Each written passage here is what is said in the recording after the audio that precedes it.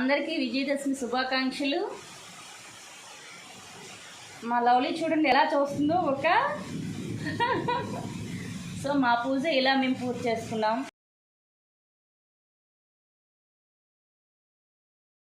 మా పూజ పూర్తి చేసుకున్నాం కానీ మేము గుడికి వెళ్దాం అనుకుంటే వర్షం బాగా పడుతుంది. చూడండి ఎంత వర్షం పడుతుందంటే అంత వర్షం పడుతుంది. మార్నింగ్ నుంచి ఇంకా ఆగదు. ఇలా వర్షం పడుతుంటే మేము ఎలా వెళ్తాం చెప్పండి. అందుకే ఈవినింగ్ గుడికి వెళ్దామని ఇంట్లోనే మార్నింగ్ పూజని పూర్తి చేసుకున్నాం. చూడండి మా పూజ సింపుల్గా చేసుకున్నాం. ఈవినింగ్ గుడికి వెళ్ళాం. చూడండి మా ఊరి అమ్మవారు అన్నమాట. మా ఊరి పిల్లి పొలమ గుడి ఇది చాలా బాగుంటుంది, ఫేమస్ కూడా. ఇక్కడ ఊరమ్మ తల్లి అంటారు దీన్నే. ఎప్పుడు దేనికైనా సరే ఇక్కడికే వస్తాం. ఇప్పుడు ముందుగా పోతురాజుకి మేము కాళ్ళు కడిగి పసుపు కుంకుమని పెడుతున్నాం. చూడండి పోతురాజు అన్నమాట ఇది. ఇక్కడ దేవుని బయటనే పెట్టుకోవాలి, లోపల గర్భగుడిలో పెట్టనివ్వరు. సో ఇక్కడే మేము శుద్ధిగా పెట్టుకుంటాం. నేను నీళ్ళు పోస్తున్నాను కదా, మా లవ్లీ పాప హాస్ని కూడా నేను వేస్తాను అని అడుగుతున్నారు. వాళ్ళకి కూడా ఇచ్చాను. ఇద్దరు పోటీ మీద వేసేసారు. లోపలికి దేవి దగ్గర కూడా కొంచెం ఉంచండి రా అంటే కొద్దిగానే ఉంచారు. ఇంకా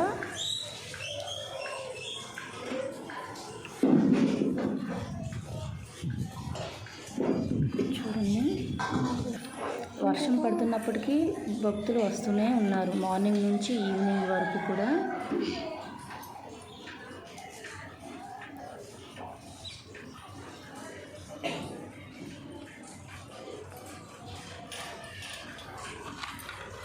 నా కోసం మరి పసుపు ఉంచలేదు. వీళ్ళే ముందు పోతురాజుకి పైన వేసేసారనమాట పసుపుని ఎక్కువగా.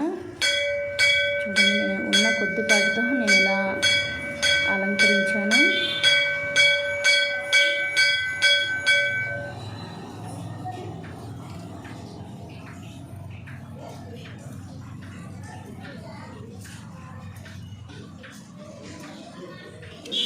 మార్నింగ్ నుంచి పూజలు అయ్యాయి, బట్ మేము వెళ్ళేసరికి అంతా క్లీన్ చేసి ఉన్నారు ఒక ఆవిడ వచ్చి. సో అందుకే ఇలా ఉంది, లేదంటే మొత్తం ప్రసాదాలతో నిండిపోతుంది పోతురాజు దగ్గరే.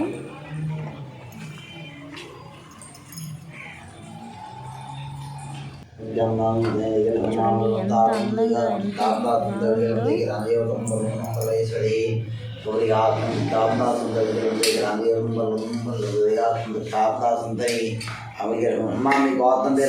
గంసుల గోత్రం ఈశ్వర పావని హేమహాసిని గాయత్రి కనకరత్నం.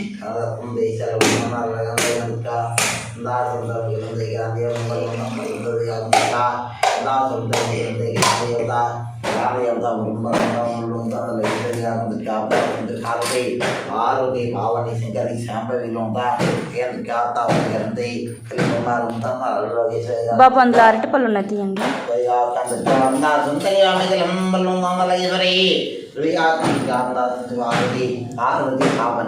అది నెయ్యి మొత్తం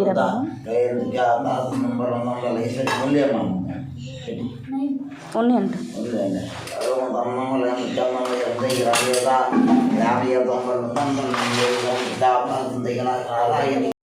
అమ్మవారిని చూస్తుంటే అలాగే చూస్తూ ఉండిపోవాలనిపిస్తుంది. చూడండి ఇక్కడ బయట నుంచి ఫస్ట్ ఒకవైపు వినాయకుడు విగ్రహం ఉందండి. చూడండి వరండాలో ఒకవైపు వినాయకుడు విగ్రహం చూడండి ఎంత చక్కగా ఉందో. శ్రీ విఘ్నేశ్వరాయ నమః. తర్వాత ఇదొక అమ్మవారండి, శ్రీ బ్రహ్మచారిణీదేవి,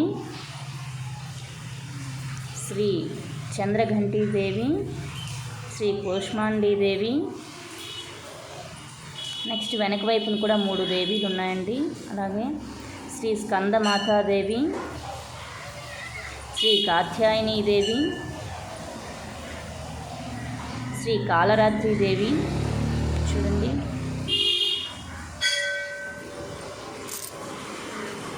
ఇంకా ఇటువైపు 3 ఉన్నాయి. శ్రీ మహాగౌరీదేవి అండి. అలాగే శ్రీ సిద్ధిదౌత్రీదేవి, శ్రీ శ్రీశైల పుత్రీదేవి అండి. అలాగే ఇప్పుడు అటువైపు వినాయకుడు ఎలా ఉన్నారో విఘ్నేశ్వరుడు, అలాగే ఇటువైపు కుమారస్వామి కూడా ఉన్నారండి. చూడండి, ఈ పెయింటింగ్ ఒక కళాకారుడు వేశారు. అతని పెళ్ళి నిర్విఘ్నంగా జరిగితే ఆర్ట్ వేస్తానని మొక్కుకున్నారంట. అలానే పెళ్లి జరిగింది కాబట్టి ఈ ఆర్ట్ని వేశారు.